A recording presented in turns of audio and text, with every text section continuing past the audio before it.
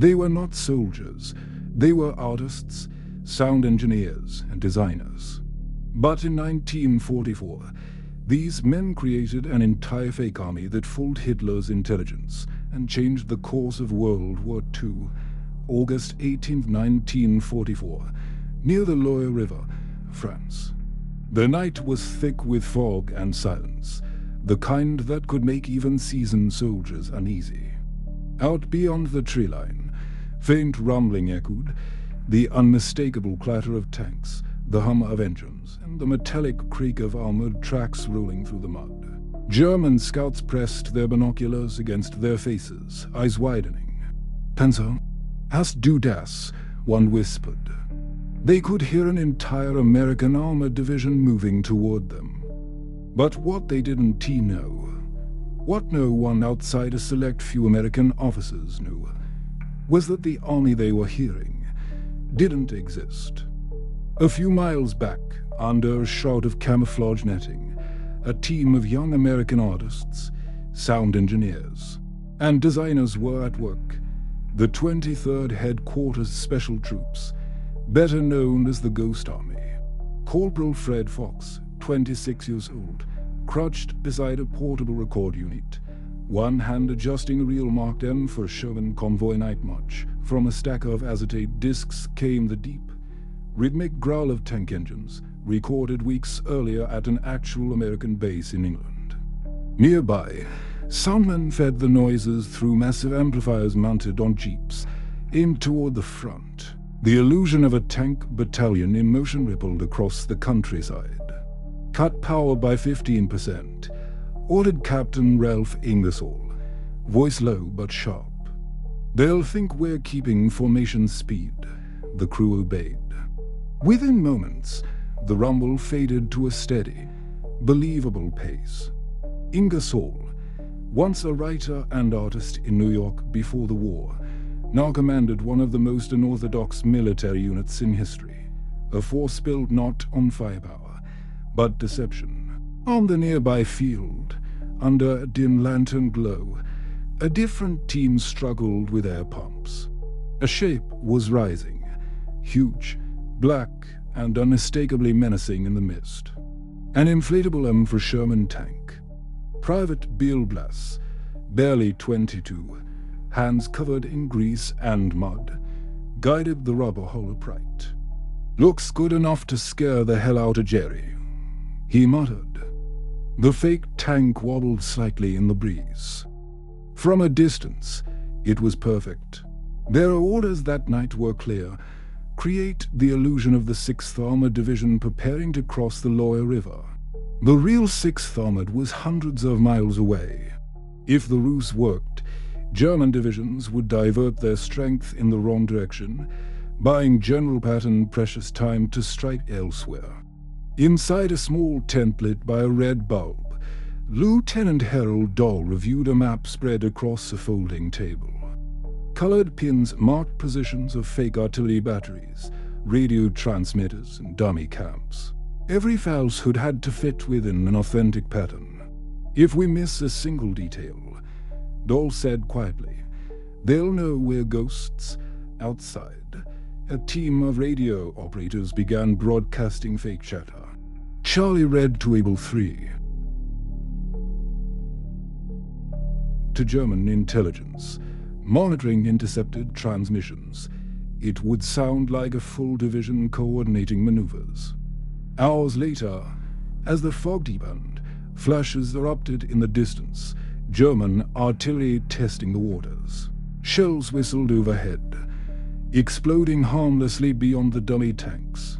The Ghost Army held their breath. No one moved. Then, slowly, the shelling stopped. Through binoculars, a scout whispered, "They're pulling back." The deception had worked. Ingersoll exhaled, a grin forming beneath his muddy helmet. "Gentlemen," he said, "we just won a battle without firing a single shot. In that dark, quiet field in France, the Ghost Army's first major illusion became a success. And it would set the stage for one of the most remarkable campaigns of psychological warfare in modern history." Their weapons were imagination, art, and sound, but their results would change the course of war itself. September 1944, a forward camp near Luxembourg. Dawn crept over the hills, painting the canvas tents of the 23rd Headquarters Special Troops in soft gold. From a distance, it looked like any other American field base: trucks, tents, tanks, and soldiers moving with purpose. But walk closer, and you'd see things were different. A tank could be lifted by 3 men. Howitzer deflated when a shell landed too close. And soldiers argued not over tactics, but over shading, perspective, and sound balance.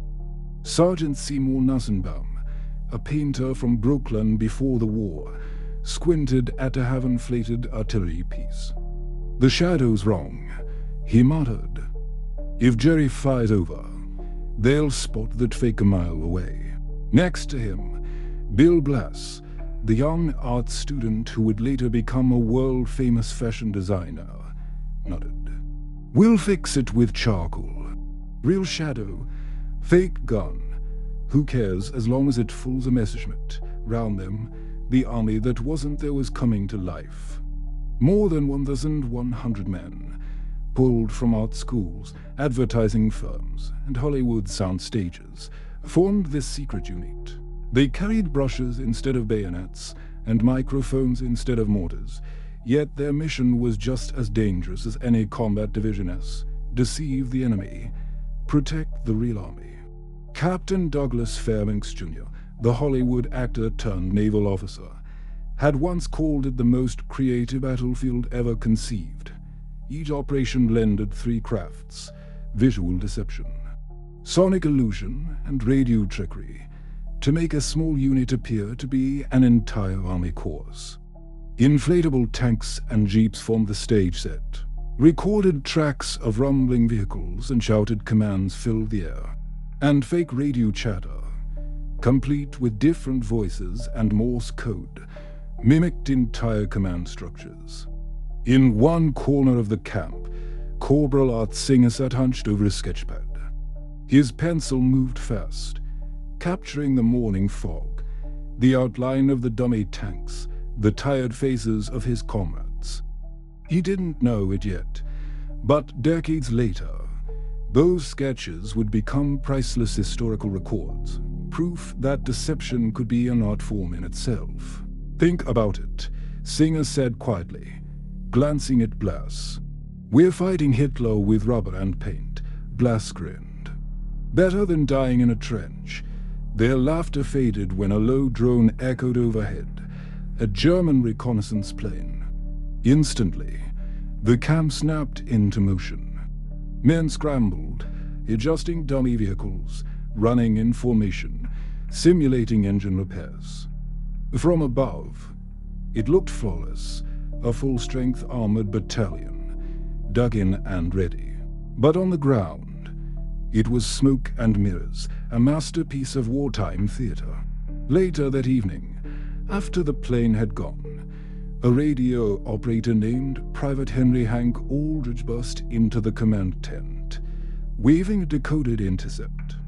"Sir, German HQ reports American armor massing near the Moselle." Ingersoll chuckled. Then they took the bait. Every successful illusion meant lives saved. Real divisions advancing elsewhere without fear of counterattack. And yet, for the Ghost Army, every show came with risk. If the Germans ever realized they were fighting actors, the punishment would be swift and merciless. One captured member later recalled, "If they caught us, we weren't soldiers, we were spies." No trial, no mercy. That night, under the dim glow of a single lantern, Captain Ingersoll addressed his men. "We fight without bullets, but don't mistake our job for safety. The enemy sees a division, but all they need is one lucky shell to see through the curtain." Silence fell across the tent. Then, someone muttered from the back, "Well, let's make it the best damn show they'll ever see." Laughter broke out, weary, nervous, but real, and as night settled again. The sound engineers tested another reel, the mechanical heartbeat of a phantom army preparing for its next illusion. March 1945, Western Germany, near the Rhine River. The air smelled of mud, diesel, and nervous anticipation. Rain slicked over the dark canvas of dummy tanks and glistened on the fake steel of inflatable jeeps. Under cover of fog, the 23rd Headquarters Special Troops were about to perform their most audacious act, an illusion so vast it would fool the entire German high command. Captain Fred Fox, clipboard tucked under his arm, stood in a shallow trench beside a cluster of signal operators. "Remember," he said, voice low but firm, "if we get this right, the Germans will think Patton himself is crossing here." He pointed to the map spread out on a crate. The real crossing, the actual assault across the Rhine, was happening 30 miles south. The Ghost Army's job was to make the enemy look the wrong way. At 0200 hours, the plan went into motion. Huge speakers, hidden beneath camouflage netting, came alive with the thunder of rolling tracks and shouting men. The engineers had spent days recording authentic sounds, info Shermans revving, orders yelled through megaphones, cranes lifting pontoon bridges. Now, in the dead of night, the noise swept across the valley like a living storm. On a ridge overlooking the fake camp, Lieutenant Jack Massey, an artist from Boston, stared through binoculars. The rain blurred everything into silhouettes, perfect cover. "You can almost believe it," he whispered. "If I didn't know, I'd swear there's a whole armored corps down there." Beside him, sound technician Tony Boozer adjusted the volume knobs. "That's the point, Jack. The Germans don't get to see the truth. They only get the story we tell."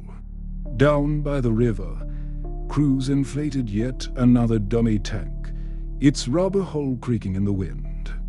Private Hank Aldridge joked, "Feels like we're blowing up a parade balloon for the Macy's show. Only this one can get us killed." A ripple of nervous laughter followed, quickly silenced by the distant rumble of artillery. At dawn, the German observers on the far side of the Rhine spotted movement. Dozens of tanks, trucks, and columns forming up. Through their binoculars, it was a clear signal. The Americans were preparing a massive assault north of Versen. Within hours, Wehrmacht reinforcements began to shift positions, exactly as planned. Captain Fox received the first intercepts by noon. He grinned. "They're moving divisions from Wessel. The real crossing will be wide open." The men of the Ghost Army exchanged tired, disbelieving smiles. Their art had once again outwitted the enemy's iron. But then, disaster nearly struck. One of the inflatable tanks, caught by the wind, tore free of its tethers and rolled into open ground. A German artillery observer spotted the strange wobbling silhouette. Moments later, the shell screamed overhead and detonated nearby, tearing a crater beside the fake tank. The men dove for cover. When the dust cleared, Private Aldridge groaned, brushing dirt from his face. "Guess we fooled them a little too well. Shut up and grab that rope," shouted Sergeant Nassenbaum.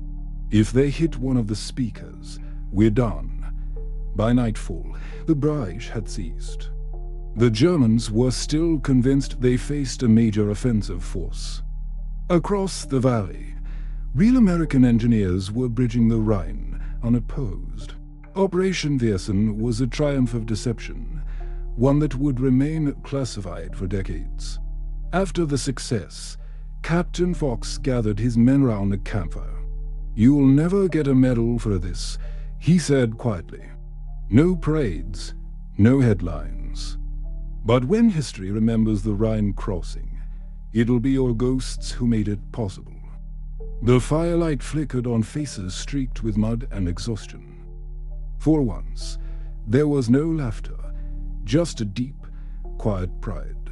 Far off, the distant rumble of real tanks echoed through the night, signaling that the curtain had fallen.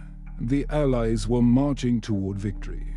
May 1945, Bavaria, Germany. The war was ending, though no one dared to say it out loud yet. Across a valley near the small town of Augsburg, the men of the 23rd Headquarters Special Troops, the Ghost Army, stood surrounded by the eerie calm of surrender. No gunfire, no rumbling artillery, just the wind moving through the pines, carrying the faint smell of smoke and diesel from abandoned Wehrmacht trucks. Lieutenant Jack Massey sat on the hood of a jeep, sketching the shattered spires of a bombed-out church. He'd done it through every campaign: Normandy, the Ardennes, now Germany. But this one felt different. "We spent the whole war pretending to be an army," he said quietly, half to himself. "And now there's no one left to fool." Sergeant Nassenbaum, still in his Mud Street uniform, walked up holding a canteen. "Don't sell it short," he muttered. "Those pretend armies saved real ones. Hundreds of thousands of guys crossed the Rhine because of the racket we made."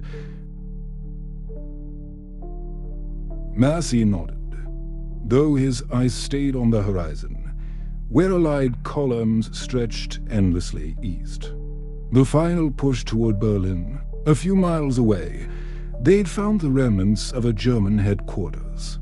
Scattered across the floor were intercepted reports from March, enemy armored units assembling north of Viersen, estimated strength. To divisions, the illusion had worked too well. Even Hitler's staff believed it. Days later, the unit received unexpected orders. They were to pack up and head home. No press, no ceremony, just silence. The official reports of their existence would be classified for more than 40 years. At a makeshift parade ground, Captain Fred Fox addressed his men one last time. "You won't see your names in the history books. Not yet," he said, "but one day.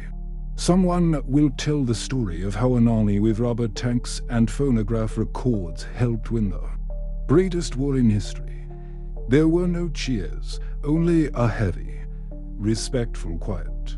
The men began to load their trucks: coiled speaker cables, dummy guns, hand-painted division insignias, the relics of a secret war fought not with bullets, but with illusion.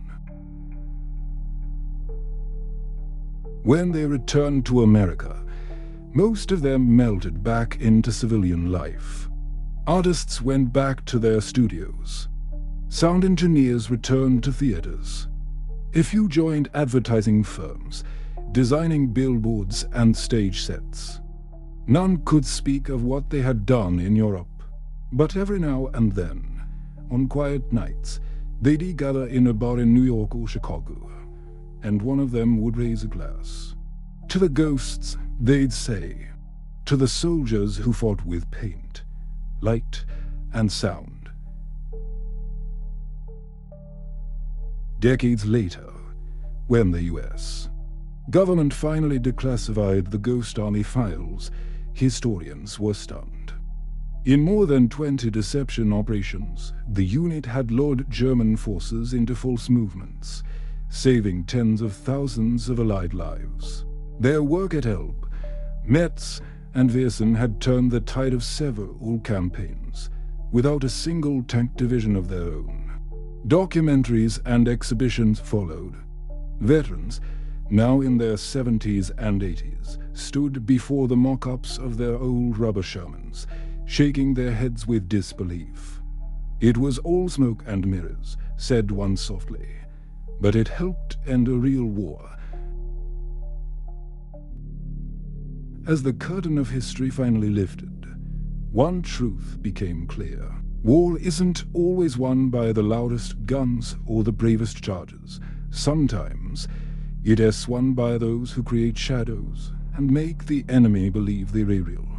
The ghosts of the 23rd had vanished long ago, but their legacy echoed across time, a reminder that deception, when wielded with courage and creativity, can change the fate of nations.